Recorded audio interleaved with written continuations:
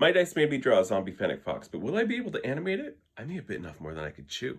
In parts 1 and 2, we did as the dice commanded and designed a zombie Fennec fox in Procreate, and then we recreated it in Moho, breaking each body part down into individual layer groups. Today we're going to build out an animation rig and link it to our artwork, and then we are going to animate a walk cycle.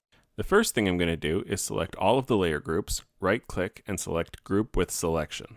And then I'm going to right-click and select Convert to Bone. I'm going to use the Add Bone tool and start drawing out the rig. I'm adding target bones to the feet.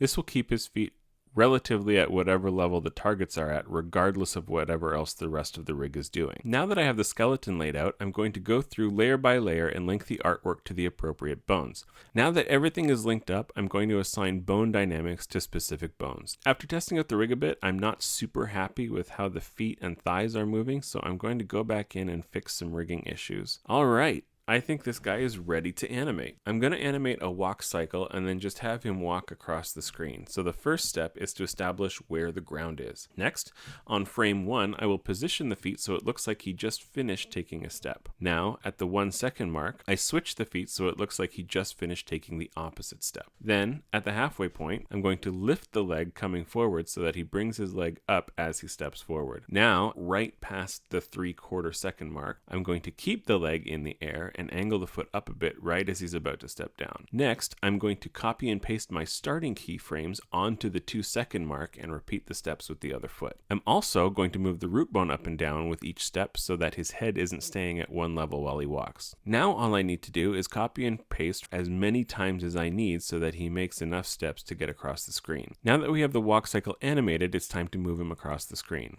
To do that, I'm going to take my ground reference and shrink it down to be the width of his foot, then duplicate it, change the color, and align it with his other foot. These are going to be the markers for where each foot needs to be when it's planted. Move the timeline forward to the first step and reposition the fox layer so that the planted foot is still on the marker. I reposition the other marker to where the other foot landed during the second step and repeat the process.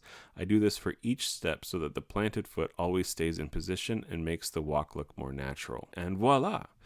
A much zombier zombie walk. Erg. Brains.